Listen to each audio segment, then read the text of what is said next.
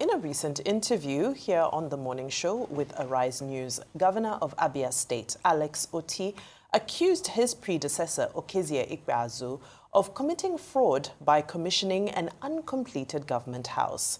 He described it as one of several deceptive legacies that his government has had to correct since assuming office.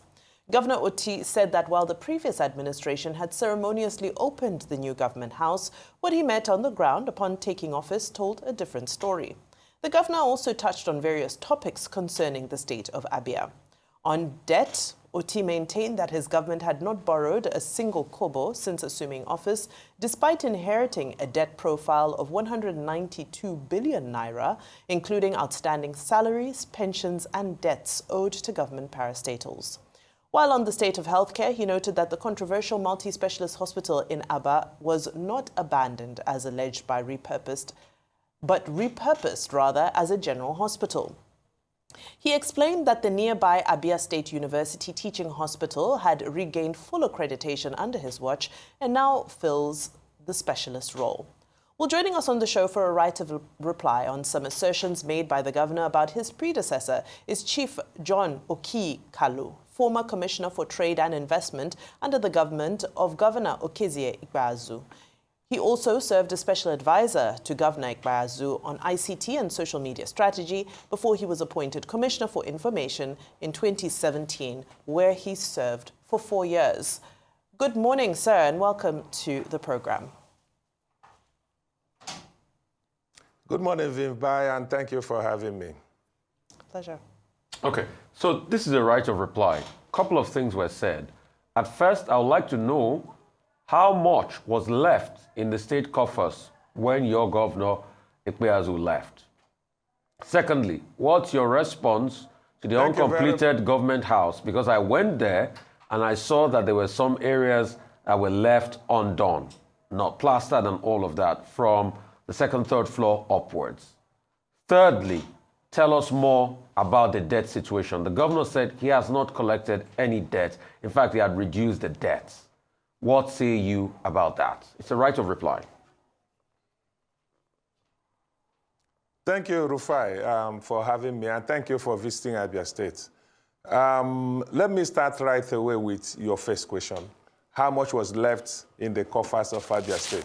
Now, you must have heard Governor Otti tout a KPMG report commissioned by his administration. That report, which he prefers to call a forensic audit, and that's surprising because he's a banker and should know better, is a process review document. That process review document says that over 4 billion naira in cash was left for Governor Otti. Now, there were near cash instruments also left for him. For instance, the Ikpeazu administration earned 24 billion naira in stamp duties. We also left other assets because he likes talking about liability. And I was surprised he wasn't quite pressed. If you have come to public arena to talk about liabilities, you should also be talking about assets. If you are saying that, of course, there are liabilities, and so because the liabilities are more, what about the assets you inherited from the same government? You inherited a $60 million ramp fund. You inherited $225 million African Development Fund. You inherited 24 billion naira from the stamp duties due to Abia State. And then you saw cash in Union Bank of about 4 billion naira. Yet you said that nothing was left in the coffers. And thank you for that interview because it exposed a lot of things. For the first time in my life, I saw a governor of a state who could not speak to how much the state makes in IGR monthly, who doesn't even know the fact receipt on the average. He doesn't even know the public school enrollment in our state. And I saw a governor for the first time who flagged off an airport project and does not know what the intervention of the state will cost the people of the state. Neither does he know what the federal government is investing in that project, even though there is budgetary approval for that project. That speaks to who Dr. Alex Otti is. He is very high on propaganda, very low on substance. He told you that The first floor of the new government house that was commissioned, that he visited that place, it was fantastic. Let me for a moment concede that it was an uncompleted building. This guy has had 2 years in office. In those 2 years, he could have completed whatever was not completed, yet he chose to stay in his private residence in Mvose, spend government money to improve his own private property, disgrace the people of Abia State, because you heard the president, Bola Ahmed Tinubu, mention it, that he's working from home, that no other governor in Nigeria is working from home. Whereas, the same governor who told us that he was looking for 1 billion naira to actually go back to that government house, the new government house, to complete it, is the same governor spending multi-billion naira in Asokoro, Abia Lodge. The same governor spent over 800 million naira to fix the commissioner's quarters. Now, here is something that people don't know. If for any reason he believed that the new government house was not ready, he had the old government house in Umuahia. He had the presidential lodge in that old government house in Umuahia. He also had access, and retained access even to this day, to Abba Governor's Lodge. But the problem is when you are speaking to mediums, when prophets are deceiving a governor, he begins to find excuses here and there why he will not do what he's supposed to do. On the debt issue, Rufi, quickly go to the debt issue. The debt issue. He said he has not taken any loan. Number one, do you have any proof to show he has taken any loan? Governor, I am sure that your producer will show on the screen a document confirming a contractor finance deal between Access Bank, owned by late Nwigwe, and Kranenburg, owned by late Nwigwe, signed by Abia State government for 50 billion naira contractor finance loan. Now, that contractor finance loan, like every other loan, is charged on the state FAC account. The spokesman for the governor admitted that they took this facility. Indeed, he said that they have only spent 10 billion naira as at that time out of the 50 billion naira. Yeah, this is the governor that found comfort in coming to the public arena to say what he said. And again, let me also say something. He mentioned DMO, Debt Management Office, in the course of his presentation, and made it look like DMO is an agency in the air. For Christ's sake, the data collected by DMO will normally come from state governments on a monthly basis, and he knows that. So why is he coming to the public arena to dispute DMO figures? And again, I found something funny. My governor said he has paid down over 70 billion naira from Abia's debt. And I'm asking, who did you pay? And when I looked into it, I found out that he has started smart accounting again, the same kind of smart accounting that led to the downfall of Diamond Bank, where they were using asset revaluation as profit. Chief John, now, let me explain the smart accounting, please, so that the whole world will understand. Vimbai, would you allow me 1 minute to explain what I mean by smart accounting? Go ahead. Thank you. Thank you. With regards to the loan portfolio of Abia State, this governor, for instance, owed pensioners himself 9 months pension arrears, amounting to about 10 billion naira. When he paid the pension arrears, he asked those old pensioners, tricked them into purportedly signing a forfeiture of their historic pension and gratuity. Since 2003, administrations in Abia State have not been able to manage gratuity very well. So you have a historic pension and gratuities that is outstanding in our books. When they purportedly forfeited those pension arrears, what he did was write them off from the book, report that to the DMO as payment of debt. Whereas there are 4 elements in getting DMO domestic debt portfolio for every state. One would have been money borrowed from commercial banks. I want to speak to the fact today that the Ikpeazu administration did not left 1 kobo debt in any commercial bank. And the reason is very simple. All the commercial banks will give you facilities that will terminate before the end of your own tenure. So he cannot say that it was the Ikpeazu administration that borrowed that money. Okay. And again, we also had domestic debt arising from the old debts of Old Imo State, which was transferred to Abia State. Okay, Chief They Kalu. were also contractor debts. Now, these things made up the domestic debt that he was talking about. And if he has not done anything about any of this, we have not heard that Abia has paid off any of our foreign loans. Abia has not paid any of our contractors. We have not heard any other thing other than he has written off gratuities and pensions, comes to the public arena to deceive the gullible, which is Kalu. what he's very good at. I give it to him. Okay, Chief Kalu. I want us to focus a little bit more on, can I call it the handover period?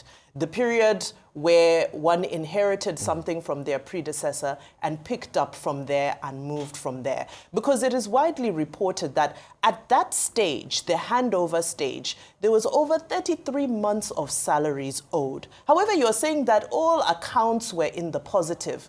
Where did that salary indebtedness come from?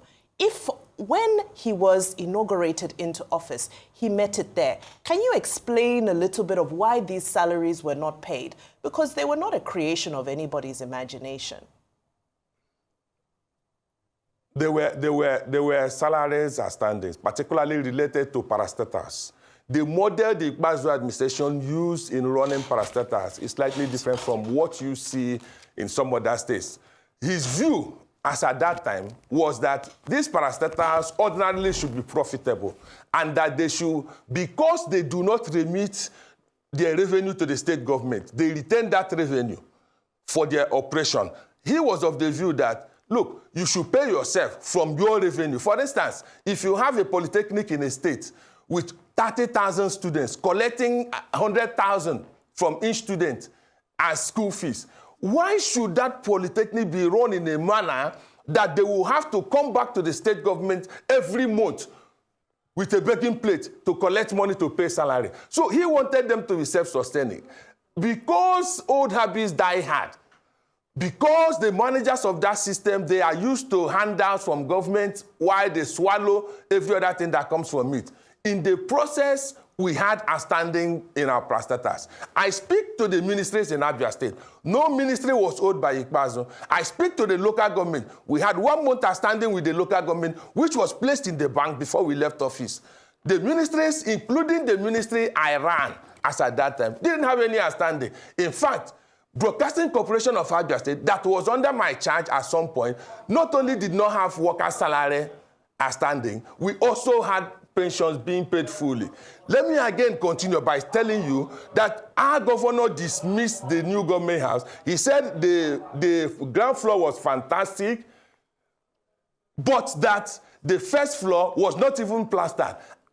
Let me now speak to the fact that personally, I was the one who supervised the furnishing of the governor's office at the first floor, because the first floor is where you have the governor's office, the ground floor is for leisure, the top floor was supposed to be the governor's residence. And Dr. Ikpeazu said that ordinarily, every new governor will want to be the one furnishing where he will live with his family, that we should leave that top floor for him to do, so that he will do it according to his own test, knowing that he might have a different test from Governor Ikpeazu. It is not as if we didn't complete it. We even built a brand new two-story building where we had up to 40 rooms furnished that will house his security aides. If we didn't intend for him to live there, why did we do all that? And I want to say to Nigerians that actually the last State Executive Council meeting was held in that new government house. Yes, I'm with you, Rufi. I went there. There was no elevator there. I'm with you. The point for elevator was left blank. There were some parts of the top that was just only, was not painted. The pictures that we're seeing now, what floor is this? These pictures are just for the ground floor. Right. The upper floor, there was no elevator. I went there myself. I caught it on my camera after I did a tour of that state. That's the point. Secondly, I want you to talk about the health, the multi-specialist hospital system that you people, had built before, that you said the governor did not use, that he responded to. I want you to talk about that. And I also want you to talk about the arrears of payment and all of that. If you answer that, then Femi, please, you can comment. Thank you. Perhaps you can even add my question onto Rufai's on, which is still the same vein. Essentially, what Rufai has done is use his own personal experience to show the discrepancies between what you are saying and what is actually the truth, quote unquote. Vimbai also highlighted the fact that there had been unpaid salaries, which you have confessed to it being true. So when you're looking at the legacy of your own leader, someone you are clearly still loyal to, if you can list out his achievements, his greatest achievements after his term at the helm of Abia State, what would they be and how do they pale in comparison to what Alex Otti has done with his first 2 years? Chief John, go Rufai, ahead. let me start with you. Number one, you need to know that a facility was handed over 2 years ago. The governor left it open to vandalization for the equipment and materials there to rot for 2 years. And he's bringing people there after 2 years to inspect. Let me repeat again. We held the last State Executive Council meeting there. I moved the upholstery and furniture from the old governor's office to the first floor. The second floor, that building is a two-story building. The second floor is the residence of the governor. And I've explained why we didn't furnish it deliberately. That building was ready. And, okay, let me concede that according to what you've said, it wasn't ready. 2 years after, why didn't he complete whatever was wrong with the second floor and then move in there? When he's spending multi-billion naira at Abuja Lodge, he spent multi-billion naira on other frivolities, including money that we cannot identify where they were invested, like 6.7 billion naira for recreational facilities, 54 billion naira for renovation of schools, that he cannot point to one single school, and other such malfeasance, like you have him say that he spent 10 billion naira on, capacity building. Whereas nobody can see that. But let me come back to the other question that was asked, exactly about the hospital. Number one, again, we handed over a modern multi-specialist hospital with about 20 dialysis units, with CT scan, with executive wards, with more than 100 beds, all of them state-of-the-art, some of the CT and other equipment deployed to that location, were manufactured December 2022, deployed by February of 2023. Now, once again, a governor who took an oath to protect life and properties of the people of Abia failed to deploy security to protect these assets, and now he has come to the public arena to deliberately lie. First, he said to you that the specialist hospital is just a few poles from the teaching hospital. Rufai, let me inform you that the specialist hospital is in Abia South local government. The teaching hospital is in Osioma local government. Now, in between is Abia North local government. You are talking about a few poles turning to over about 10 kilometers. Even at that, the same governor that has told you that has forgotten that in Umuahia, there is FMC, which is a specialist hospital. Right in front of the gate of FMC is Abia Specialist Hospital in Umuahia. And then there is still a general hospital in Amachara. Governor Ikpeazu also did a specialist hospital in Umuahia. The one called the Mother and Child Specialist Hospital is also there. What has happened is this. Governor Otti has allowed the vandalization of that equipment, clearly moved some of those equipment away from there, and was unable to protect the assets of the people of Abia State. And he has also failed to understand that Abia even will need additional specialist hospital. Why do we have specialist hospital? We have specialist hospital so that we can have efficiency and reduction in cost. There are at least 9 systems in the human body. All those 9 systems will require both a physician and a surgeon to manage them. You have a specialist hospital, you can then bring in experts in all those areas based on the problem of your people. For instance, I mentioned 20 dialysis units. Why do we have 20 dialysis units? Because we realized at that point that we had issues with kidney failure around Abia. And the governor, if properly advised by his team, must have known that he should actually proliferate specialist healthcare facilities. Let me finally say this regarding that facility. When we put the multi-specialist hospital there, we did not shut down the general hospital that existed there.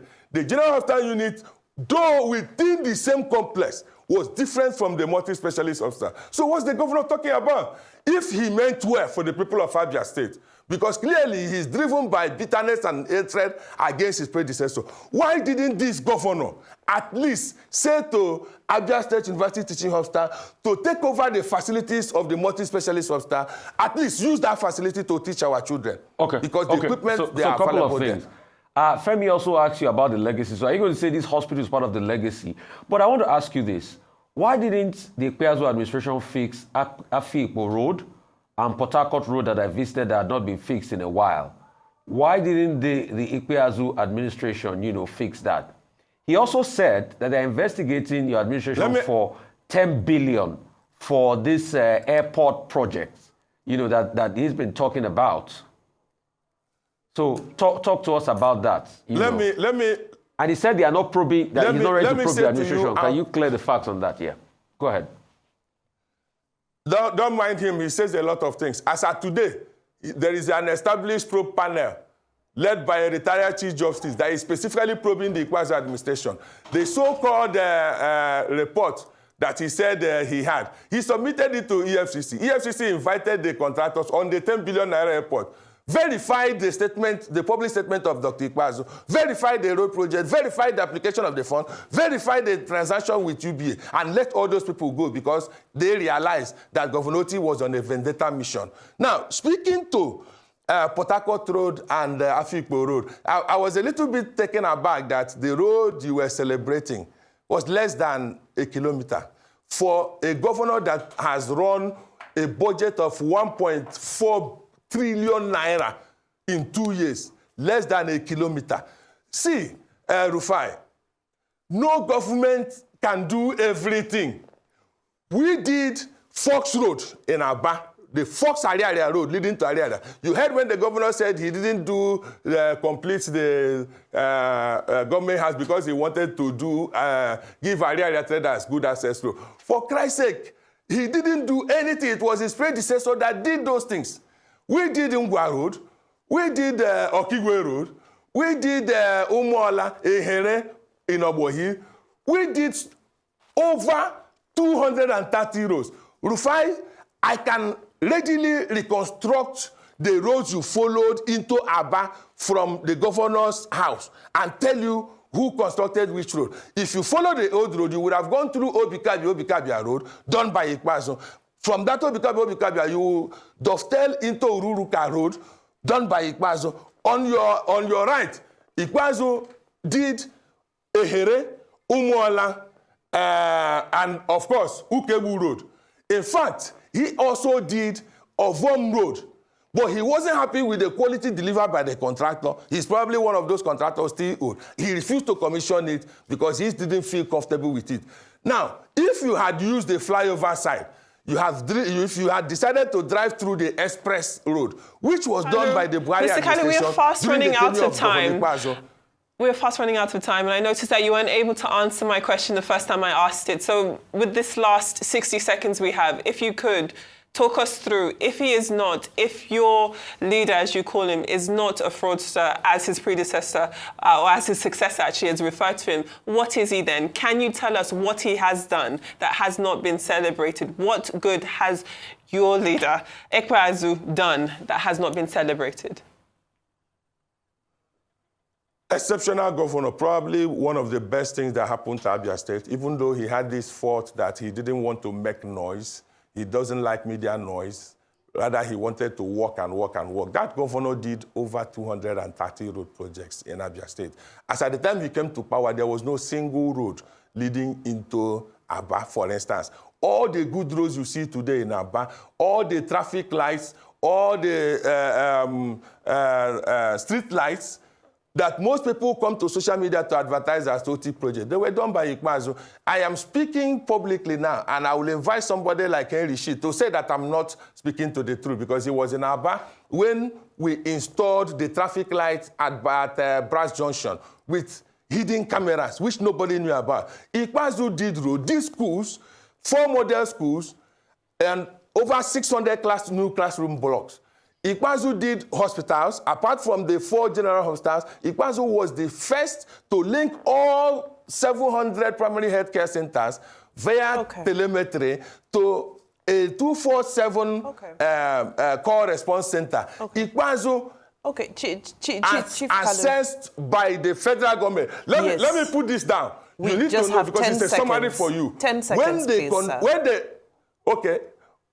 So when they conducted the multidimensional poverty study in Nigeria, the independent teams from the World Bank, Federal Ministry of Finance, and other federal agencies that conducted it rated Ikpeazu's Abia as the third best. What they measured included security, infrastructure, and all those areas of development. Sure, Chief Kalu. My sister. Sure. You see, I understand. I know we need a lot more time. You need more time, absolutely, and you're welcome to come back on this program or any of our other programs to speak more about this issue. But for today, we thank you so much for your time and your input. You certainly have left us with a lot to ponder about.